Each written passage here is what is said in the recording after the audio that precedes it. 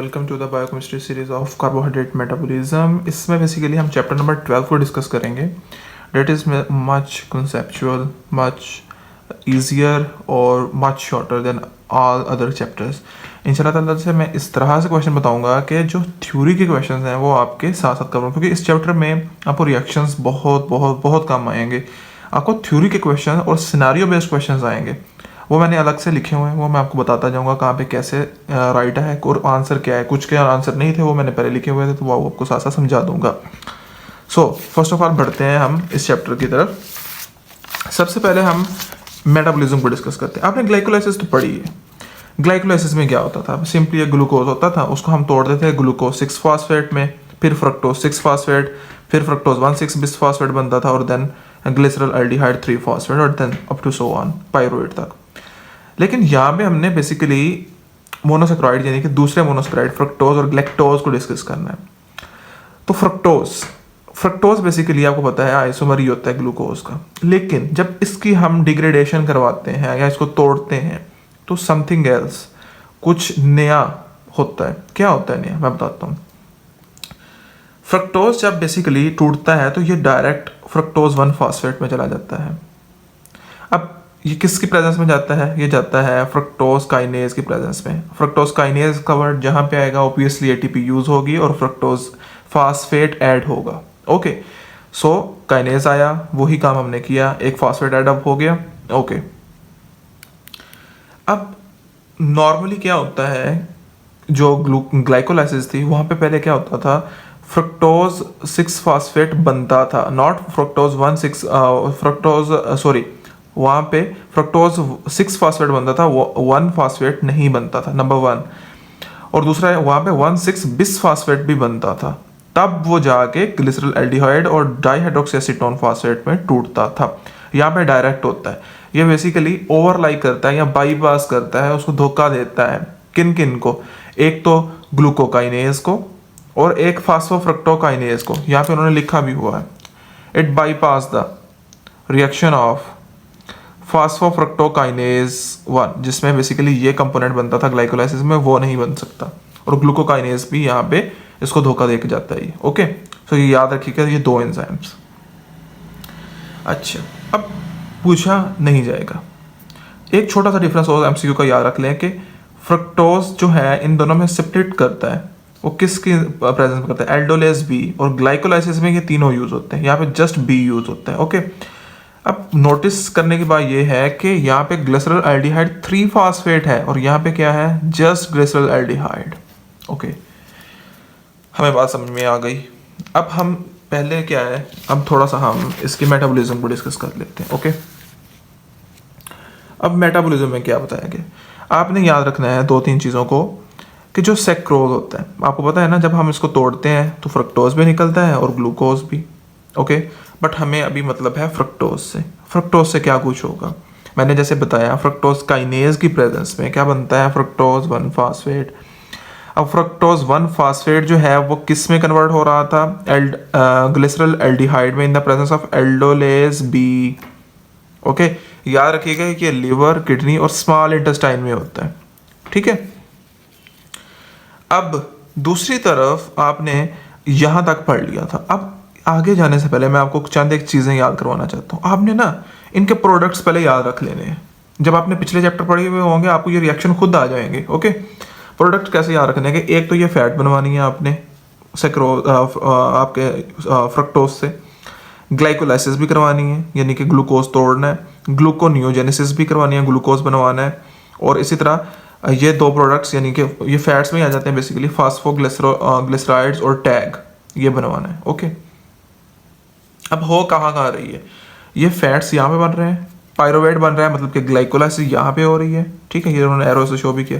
Gluconeogenesis, अब glucose यहाँ पे है तो ग्लूकोनियोजेनेसिस यहाँ पे हो रही है। ओके, ये आपने इनके पहले आपने प्रोडक्ट याद रख लिए। अब आपने एरो अपने मर्जी से चलाने, यहाँ तक आपको याद था कि ग्लिसरल एल्डिहाइड कैसे बन रहा था।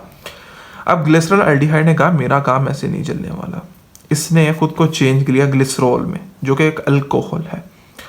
अब अल्कोहल से रिलेटेड ही एंजाइम होगा अल्कोहल डिहाइड्रोजिनेज। मैंने बोला था जहाँ डिहाइड्रोजिनेज आए वहाँ पे NADH या तो यूज होगा या बनेगा, यहाँ पे यूज हो रहा है। ग्लिसरॉल बन गया। ओके अच्छा, ये रिएक्शन बहुत रिलेट करता है आपको जो मैंने ग्लूकोनियोजेनेसिस पढ़ाया था, उसमें जब वो ग्लिसरॉल ऐड अप नहीं हो रहा था, मैं आपको दिखा भी देता हूँ।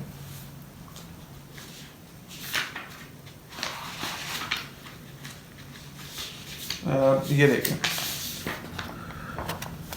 देखें आपको मैंने जब ये दिखाया था कि कैसे ग्लिसरॉल ऐड होता है। ग्लिसरॉल बेसिकली ऐड हो रहा था in form of glycerol 3 phosphate और ये डाईहाइड्रोक्सी एसीटोन फास्फेट में जा रहा था, तो देन ये अंदर जाके एंटर हो रहा था। अब यहाँ पे क्या है, ग्लिसरॉल काइनेज के प्रेजेंस में क्या बना रहा है, ग्लिसरॉल 3 फास्फेट। ये देखें यहाँ पे भी यही हो रहा था, तो बहुत ज़्यादा कंपेरिजन है। ओके अच्छा, अब डाईहाइड्रोक्सी एसीटोन भी ग्लिसरॉल 3 फास्फेट बना रहा है। अब ये कैसे बनेगा? अब ग्लिसरॉल एल्डिहाइड ने कहा मेरा ये काम ऐसे चलने वाला है नहीं, इसने अपने साथ पहले फास्फेट ऐड अप किया एट 3rd पोजीशन। अब ये कौन सा था, जो कि बेसिकली ग्लाइकोलाइसिस में बन रहा था, और ये किस में बन रहा था, फ्रक्टोज की लाइसिस में। ठीक है, तो अब इसने किस में खुद को चेंज किया, जो कि ग्लाइकोलाइसिस का प्रोडक्ट है। अब ये तो ग्लाइकोलाइसिस में भी इन्वॉल्व हो सकता है, ये हो गया, पायरोवेट बना दिया। लेकिन अब ग्लिसरॉल एल्डिहाइड डाईहाइड्रोक्सी एसीटोन में भी चेंज हो सकता है। किसकी फॉर्म, किस एंजाइम की प्रेजेंस में, ट्राइओस फास्फेट आइसोमरेज। अब जहाँ पे जस्ट आइसोमरेज भी लिख दें तो that is more than enough.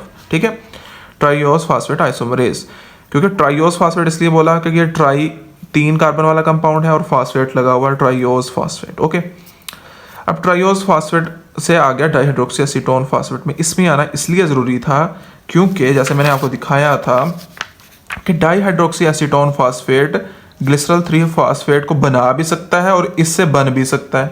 Okay, अब इसने इस केस में बनाना है, तो ये खुद तो चेंज इसमें हो नहीं सकता था, तो इसने पहले खुद को ये बनवाया, अब इसने आगे जाके ये बनवा देना है। एंजाइम ज़्यादा ज़रूरी नहीं है, बस मोटा मोटा याद रख लें क्योंकि ये MCQ में बहुत इंपॉर्टेंट है। ओके अच्छा, अब ये सारा प्रोसेस आप एक ग्लूकोनियोजेनेसिस का एरो लगा के भी लिख सकते हो कि जहाँ पे जी ग्लूकोनियोजेनेसिस हो रही है। ओके, ये सारा प्रोसेस वही हो रहा है। ओके, ये इतना इंपॉर्टेंट नहीं है। ओके, अब हम जो है वो बेसिक जो इंपॉर्टेंट चीज़ें हैं उसको देखते हैं। अब क्वेश्चन क्या आता है, क्वेश्चन हमारे पास बेसिकली ये आता है कि जी जो आपके पास बेसिकली यहाँ पे चीज़ें पड़ी हुई थी, फ्रक्टोज जो है इसका मेटाबॉलिज्म जब होता है तो ये एरिथ्रोसेक्युलरोसिस क्यों काज करता है, उसकी रीज़न बताएं। ओके सो यहाँ पे मैंने कुछ क्वेश्चंस लिखे भी हुए हैं, ये आपको मैं दिखा देता हूँ। वो कहते हैं फ्रक्टोज चूंकि ग्लूकोकाइनेज और फास्फोफ्रक्टोकाइनेज के दोनों के स्टेप्स को बाईपास करता है। ठीक है, अब बाईपास करने की वजह से वो एक बनाता है कि नया कंपाउंड ग्लिसरॉल एल्डिहाइड, जो कि ग्लाइकोलाइसिस में नहीं होता, ग्लाइकोलाइसिस में होता है ग्लिसरॉल, सॉरी मैंने थोड़ा सा ये स्पेलिंग की मिस्टेक हो गई हुई है, ग्लिसरॉल एल्डिहाइड। अब ग्लिसरॉल एल्डिहाइड जो है ये बेसिकली ग्लाइकोलाइसिस में नहीं बनता, ये बनता है सिर्फ फ्रक्टोज में, वहाँ पे ग्लिसरॉल एल्डिहाइड 3 फास्फेट बनता है। ओके, अब ये जो ग्लिसरॉल एल्डिहाइड है ये बेसिकली LDL और फैटी एसिड बनाने में यूज होता है, जो कि मेन काज होते हैं एरिथ्रोसेक्लेरोसिस के। ओके, तो इस वजह से फ्रक्टोज एरिथ्रोसेक्लेरोसिस काज करता है।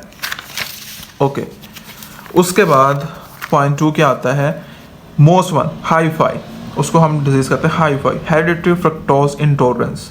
ठीक है, सबसे बेसिक जो चीज़ पूछी जाती है वो ये पूछी जाती है कि ये किस एंजाइम की एब्सेंस में होता है, एल्डोलेज बी। जब ये एल्डोलेज बी नहीं होता, एक सिंपल सी कॉमन सेंस वाली बात है, तो ये होती है डिजीज।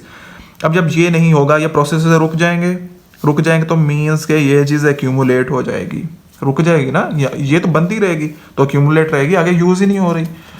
अब ये एक इस चीज़ की सिम्टम भी है कि हमारे पास ये एंजाइम डेफिशिएंट है, मतलब ये डिजीज़ है। अब डिफरेंट तरह के सिम्टम्स उन्होंने बताई हुई हैं, लाइक हाइपोग्लाइसीमिया, वॉमिटिंग, जॉन्डाइस, हेमरेज, ये क्यों होती हैं। अब इसको ज़रा हम देखते हैं अच्छे से। बेसिकली होता ये है कि इसमें आपको एक सिनेरियो दिया जाता है जिसमें ये सारे सिम्टम्स आपको डिस्क्राइब की जाती हैं। अब इसके ऊपर ये भी पूछा जाता है कि ये सिम्टम क्यों हो रही है, ये क्यों हो रही है, ये क्यों हो रही है, हर एक की अलग अलग रीज़न है। हाइपरयूरेसीमिया क्यों होती है, हाइपरयूरेसीमिया इसलिए होती है कि जब एल्डोलेज बी नहीं होता, फ्रक्टोज 1 फास्फेट एक्यूमुलेट हो जाता है। अब फास्फेट तो उसके साथ जुड़ा हुआ है, बाइंड है, ATP यूज हो गई है, मतलब कि अब ये ATP यूज हो चुकी है और ATP का लेवल कम होता जा रहा है क्योंकि वो यूज है और फास्फेट बाइंड है। जब तक ये फास्फेट रिलीज नहीं होती, आपको पता है हमारे किसी काम की नहीं, ये बाइंड फॉर्म में ही रहेगी।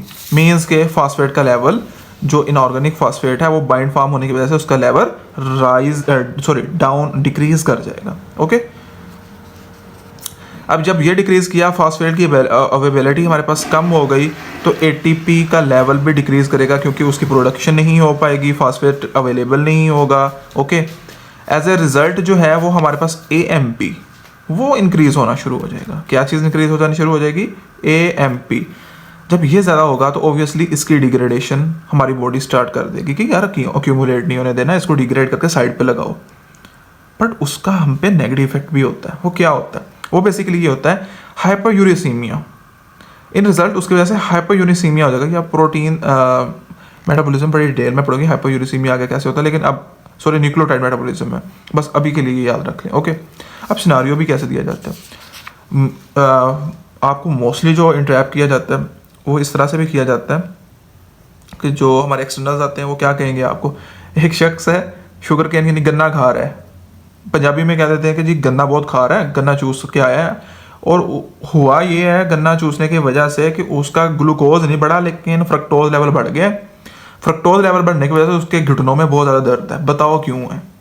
अब उस समय आपने क्या कहना है? हेरिडिटरी की कंडीशन होगी, hereditary fructose intolerance hi fi की, एंजाइम डेफिशिएंट ये होगा, हाइपरयूरेसीमिया यानी यूरिक एसिड लेवल राइज करने की वजह से उसकी जॉइंट पेन हो रही होगी। बात समझ में आ गई? ये रीज़न आपने इस तरह से याद रखनी है और ये आ भी सकती है और आ चुकी भी है। ओके, देन उसके बाद हमारे पास है कि इस केस में ग्लूकोनियोजेनेसिस क्यों कम हो जाती है। ठीक है, ग्लूकोनियोजेनेसिस ऑब्वियस बात है कि फास्फेट इन ट्रैप हुआ पड़ा है, वहाँ पे ट्रैप्ड है, उसका लेवल कम है और रीनल रीअब्जॉर्प्शन भी इस केस में नहीं हो पा रही, जिसकी वजह से ऑब्वियसली ग्लूकोज की प्रोडक्शन नहीं हो पाएगी। क्यों? क्योंकि आपको पता है ना इन्वेस्टिंग फेज पहले होता है ग्लाइकोलाइसिस में, और इसी तरह ग्लूकोनियोजेनेसिस में भी आपको एटीपी रिक्वायर होती है। तो जब एटीपी नहीं होगी तो ग्लूकोज की प्रोडक्शन नहीं हो पाएगी, क्योंकि एटीपी जो है वो रिक्वायरमेंट है ग्लूकोज की प्रोडक्शन में। ठीक है, वो साइकिल जो चलता है वो बेसिकली एटीपी की वजह से चलता है। अब ब्लड क्लॉटिंग नहीं होती इस बंदे में। क्यों? क्योंकि ये जो एटीपी है इस केस में भी रिक्वायर्ड है प्रोटीन सिंथेसिस के लिए। जब एटीपी नहीं होगी तो प्रोटीन सिंथेसिस नहीं होगी, और जितने सारे ब्लड क्लॉटिंग फैक्टर है वो प्रोटीन ही तो है। जब प्रोटीन नहीं होगी या प्रोटीन सिंथेसिस नहीं होगी, किसी भी किस्म की कोई भी प्रोटीन नहीं बनेगी, तो ब्लड क्लॉटिंग फैक्टर भी नहीं बनेंगे। ये बात आपको समझ में आ गई। बेसिक तो यही बात समझने वाली थी। उसके बाद हैमरेज का वर्ड उन्होंने यूज़ किया, इंटरनल हैमरेजेस। क्यों? वो भी यही बात है कि आपके पास ब्लड क्लॉटिंग प्रोटीन ही नहीं है, तो इस वजह से आपके पास ये चीज़ हो ही नहीं पाएगी, हैमरेजेस होती जाएंगी अंदर। ठीक है, सिनारियो आपको समझ में आ गया कि बहुत ज़्यादा इंपॉर्टेंट चीज़ थी, इसलिए मैंने आपको डिटेल में बताई। एक बार दोबारा आप रिज्यूम करके सुन सकते हैं इस बात को। इंशाल्लाह मिलते हैं नेक्स्ट वीडियो में। अल्लाह हाफिज़।